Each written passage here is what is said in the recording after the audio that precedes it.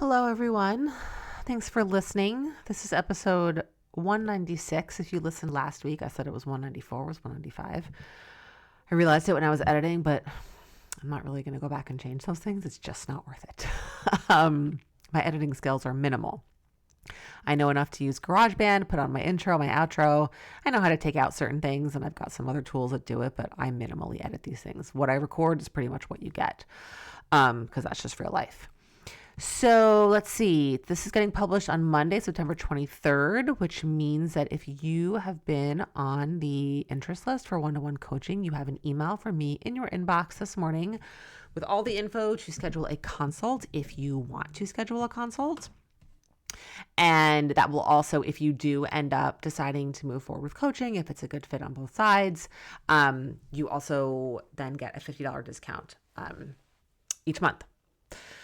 So yeah, I'm not going to talk too much about that today because the early interest list is done. You're either on it or you're not. And if there are still spots available after those consults are booked, then I will open it up to everyone else. Okay, so here's what I wanted to talk about today. This is kind of a follow-up from an episode a few weeks ago where I talked about I think it was the sugar episode. And I mentioned something about like reading labels and I was like, oh, I could do an episode on that. So I wrote down some notes and finally here it is. So this is going to be like a really, I think I'm going to call it like a functional, tactical, practical sort of episode. All about how to read labels on nutrition labels on food, why it matters, what to pay attention to, what not to pay attention to, what to do with it, how to make it relevant to you. So here's the thing. If you're listening to this podcast, it means you probably have some type of a history, likely, of some type of disordered eating, which means that looking at nutrition labels is kind of like a loaded thing, right? Because it's either looking to see how many calories are in something, how much sugar, how many carbs, and then labeling that food as good or bad. There's a lot of baggage attached to these things. And I don't mean baggage in a negative way because I get that. I feel that and I've been there. And so I want to acknowledge that. And also acknowledge that there's also clinical scientific information about food, which is relevant and helpful and that we do need to know as human beings who eat. And so part of the work of shifting and improving your relationship with food is learning how to look at certain things around food with a more objective point of view. Doesn't mean you get rid of the emotions, but you can get rid of the emotions. It's about learning how to have kind of the skills and the tools to see where you are really emotionally charged and where you do have a lot of stories and how can respond to that with kind of more factual, objective information. And learning and knowing how to read labels is very much one way to do that. So one of the biggest reasons why looking at labels can be helpful and important is for portion awareness, is to understand what is in a given portion of food. Especially when it comes to things like protein, right? And if you are someone who's working to get more protein into your daily diet, and again, by diet, I just mean way of eating, understanding how much protein is in a chicken thigh or a yogurt or a serving of cereal, right? Anything, it runs kind of the gamut of food is important. So that you can start to build up an understanding of what's in the food that you are eating. And this applies also to like fiber, to fat. So you can make sure that you are getting the nutrition that you need. When you start to think about it in that way, in terms of focusing on getting what I need, not on avoiding things or restricting how much I can have, it really starts to kind of flip the whole thing on its head. And you start to come at it from an abundance mindset rather than a restriction mindset, right? I'm learning how to read labels so I can make sure I'm getting all the food and nutrition that I need to feel good, so I'm not hungry between meals, so I'm not having cravings, so I'm not irritable. Not, oh, I'm only allowed to have X amount of this because it has 500 calories in a serving or something like that, right? This is about getting info, getting objective, and learning how to identify foods in terms of what their jobs are and how they make you feel, not as good or bad based on the amount of calories or carbs that they have. So there's obviously a ton of information on a nutrition label. And what I'm going to focus on today is going to be protein, is going to be fiber, it's going to be calories to have an understanding of that. I'm probably, and maybe around like added sugars a little bit. And also the portion size, the serving size. I talked about this on Instagram a couple of weeks ago about granola, right? So let's just go from the top down on the label, right? Because the top thing you get the serving size. They're going to give it to you usually by weight in grams, but then they'll also sometimes say like a cup or a third of a cup or 2 cups. And I will tell you right off the bat that the measurement, if it's a cup and the weight that they give you are going to be very different. So if you were to scoop out a cup of, let's say, dry pasta, and I happen to know that a serving of dry pasta is 2 ounces, it's going to probably weigh a lot more than 2 ounces. So usually the weight is a much more accurate way to estimate the portion size. So if you're someone who has no idea what 4 ounces of chicken looks like or what 2 ounces of pasta looks like, that is a very helpful skill to have in life so that you can understand what you are putting into your body and how it makes you feel. Weighing out things for a short portion of time has a lot of value in it just to educate yourself. It's like if you didn't know how much like $5 was worth or what it could get you, you'd have to understand that. You wouldn't just go into a store and expect $5 to buy you, a new car. You have to understand like what is the intrinsic value and impact of the food that you're eating. And in order to do that, you have to know like what's in it and how much of what's in it in like a certain portion size. And again, I understand this is hard for people, and I include myself in this group, coming from a background of pretty severe or even any form of disordered eating, because our relationships with those things are so emotional and so charged and so guilt and shame ridden. And again, this is the work of learning how to respond to those thoughts with more objective, factual information. So looking and getting a sense of, well, what is the portion size of this? And then thinking like, well, do I know what that even looks like? If I don't, great. I'm going to measure it a couple times so I can see. And if I do, cool, then I know. And then as you look at the serving size of it, how much it is, and you look at the calories, you start to get a sense of like what role this food plays for you, right? If it's a really small serving size with a lot of calories, that means it's a very calorie dense food. It means there's a lot of calories packed into a very small amount of food.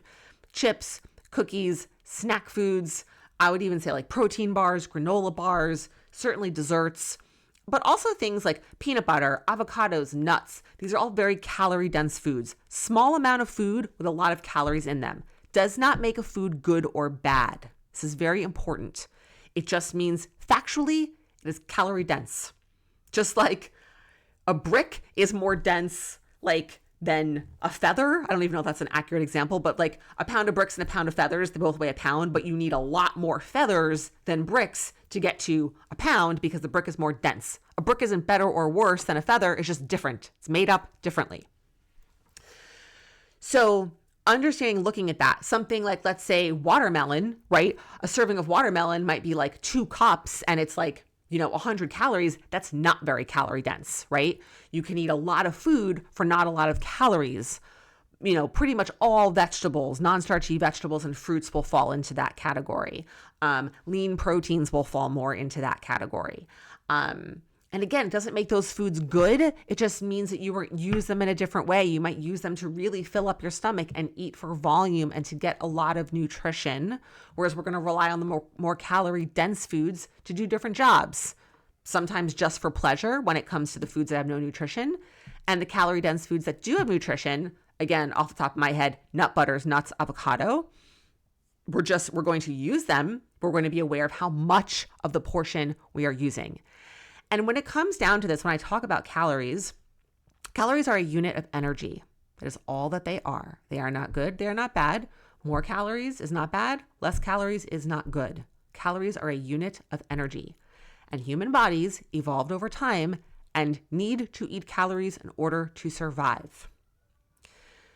When you eat more calories than your body needs to kind of function and live for the day, you will gain weight. When you eat around the same amount of calories that your body needs to live and function each day, you will maintain your weight. When you eat less calories than your body needs to live and function on a given day, you will lose weight. That is how weight loss happens. That is laws of thermodynamics, right? Because calorie is a unit of energy. Energy is not created or destroyed. It simply changes form.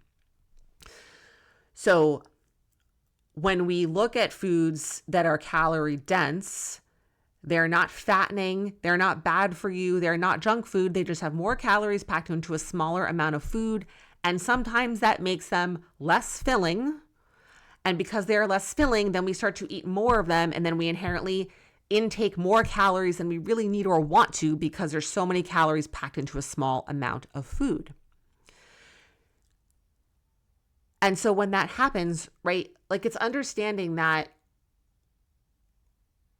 it's important to know around how much food your body needs each day so that you can feed yourself and take care of yourself appropriately, right? Just like you need to know how much money is in your bank account so that you can either save or spend accordingly, it's the same thing. We just have all of these moral and emotional connections to this stuff.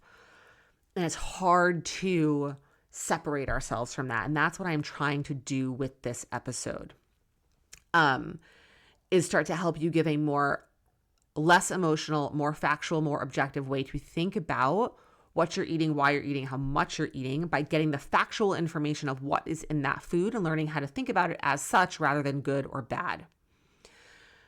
So, right, starting to move down the label, right? Now we know what is the serving size, how many calories are in that serving size. So I start to know what kind of a role that it plays in my overall diet. And again, by diet, I simply mean way of eating.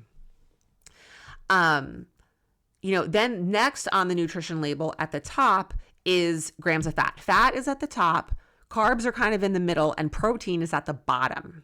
And there's other stuff in between, right? So actually, I'm gonna jump to protein because that's really like the focus of so much of what I talk about and the thing that people struggle the most with.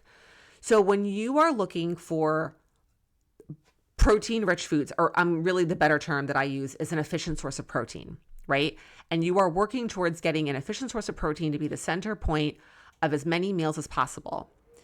When you look at the grams of protein on that label, it's going to give you the grams per serving, right? You want that to be at a minimum 15 to 20 grams in one serving. And in some cases, you might double the serving, right? Certainly of like animal protein, a lot of people eat more than the serving size, which is typically measured at 3 to 4 ounces. Most people will eat more than that. Right? When you have eggs, it shows the nutrition for one egg. Most people eat more than one egg, right? So you're going to obviously multiply accordingly. But when you are looking at food and considering it as your efficient protein source, it needs to have at a minimum 15 to 20 grams of protein shown on that label for that single serving. Okay, that's the first criteria. The second criteria is that it has 10 or less grams of carbs for that same serving. Because if it has more carbs, like let me give you an example. I'm going to use lentils for an example. A serving of lentils has, off the top of my head, I think about 10 grams of protein, which is right off the bat already less than what I'm telling you it needs to have, but I'm still going to talk about this. Because you might think, 10 grams of protein is a lot of protein. A lot is relative. But when you look at how many carbs that 10 grams of protein comes along with, it's like 35. So in order to get 10 grams of protein, you have to eat 35 grams of carbs. That is not an efficient way to get protein. Is it a way to get protein? Yes. Are lentils wonderful, delicious, nutritious, and packed with lots of good stuff? 1,000% yes. Are they an efficient way to get protein? No. So this is why reading labels is important. So your efficient sources of protein, I'm going to say it again for I think the fourth time, 15 to 20 grams labeled there, 10 grams or less of carbs, simply because you want this to be your efficient source of protein. It's not because carbs are bad. When you're picking your carb for that meal, great. Carbs could be 30, 40 grams a serving and only a few grams of protein, right? It switches. I'm talking specifically about foods that you're using for protein, not all foods in general, right? Like cookies that you buy don't need to have 15 to 20 grams of protein. I just want to make sure I'm being very clear about this. And then when we look at fat, that's going to be we want that to be somewhere like, I would say like the 5 to 10 gram range. Again, for your efficient protein sources. For your fat sources, avocado, cheese, nuts, nut butters, butter, oil, mayo, cream cheese, your fat grams could be 10 plus, and the protein could be low, the carbs could be low. Those are also typically going to be very calorie dense foods. Foods that are made up of fat, and our fats are calorie dense because there are more calories per gram of fat than there are calories per gram of carbs and protein. There are 4 calories in 1 gram of protein or 1 gram of carb, and there are 9 calories in 1 gram of fat. You don't need to know that. It doesn't matter. I'm just mentioning it. Fat, by definition, is more calorie dense, meaning it has more energy to it. 1 gram of fat has more energy in it than 1 gram of protein. So we want to use it and know that accordingly. So when we're looking at foods, let's get off the efficient protein thing, right? I think that I've gotten my point across there. When we're looking at snack foods, right? Sweets, foods that are pretty much only for enjoyment and pleasure. You don't need to kill yourself looking at the nutrition label. You don't need to look for protein, right? There's all these healthified snack foods out there, like high protein tortilla chips and the protein ice creams and all this stuff. That's another episode for another day, which I think I've actually done.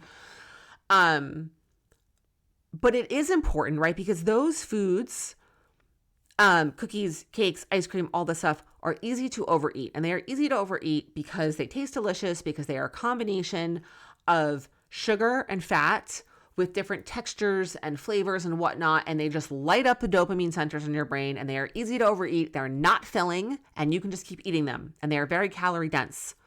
So let's take Oreos, for example.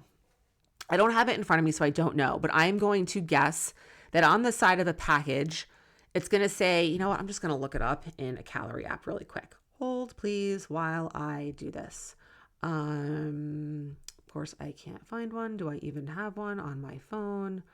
I thought that I did. Where is it? Wow, this is getting, there it is. Okay, I missed it. Here we go. So, I have to log in. All right, Oreos. Sorry, bear with me, please. I will not edit this out. Okay, so I just looked this up in a calorie tracking app. On a side of the package of Oreos, it's either going to say 2 cookies or 3 cookies as a serving. But this app is telling me that 1 Oreo cookie has 53.5 calories in it.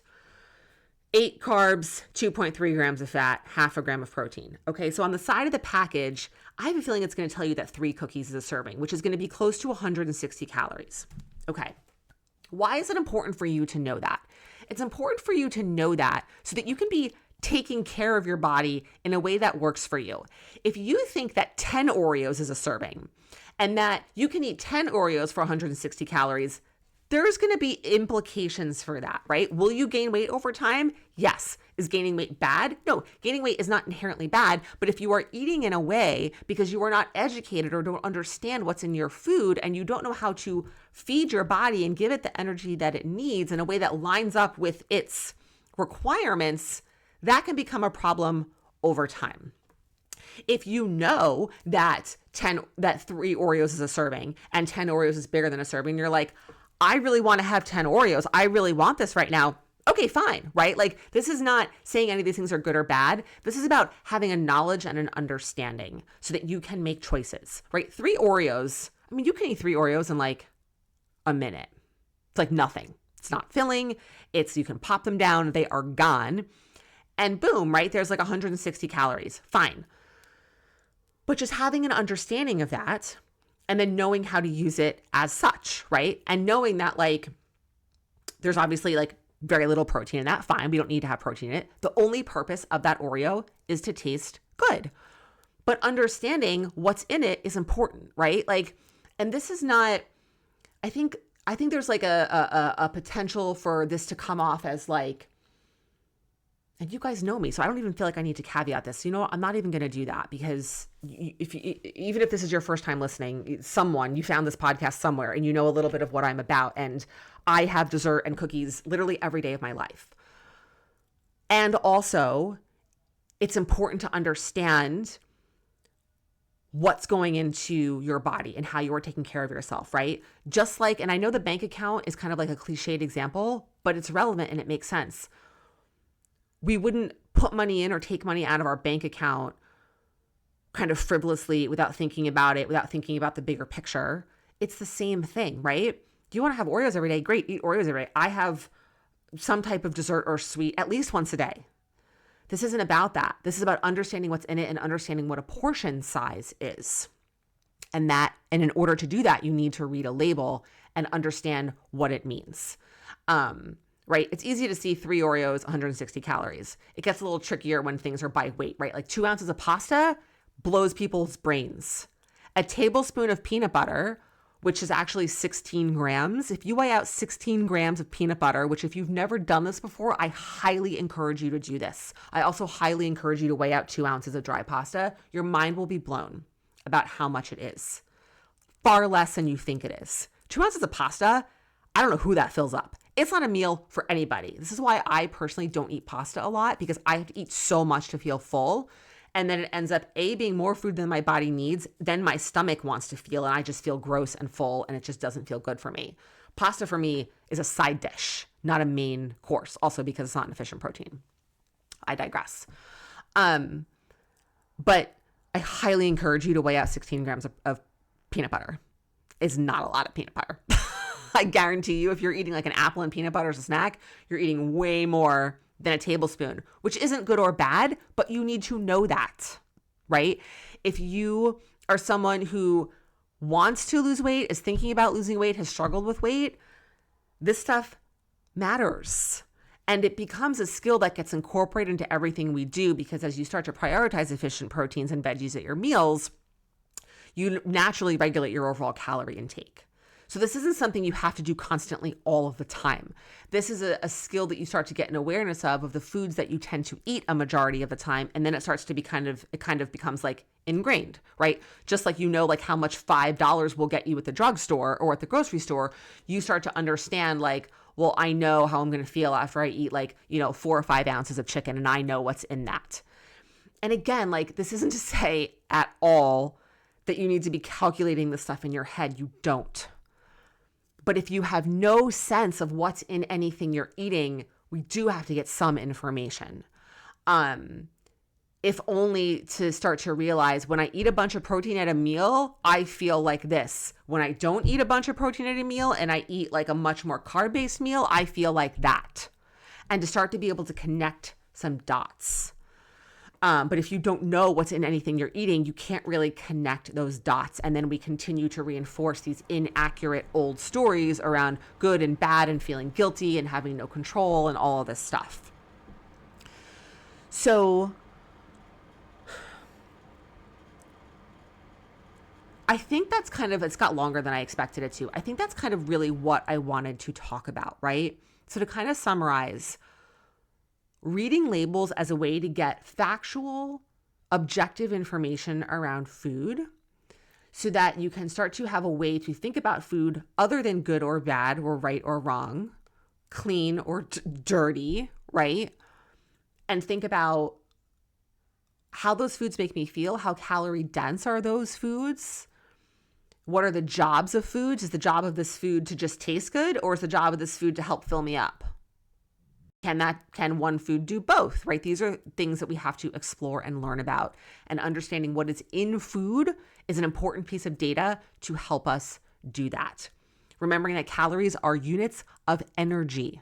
They give our body energy. Human bodies cannot exist without energy and energy input, which comes in the form of food.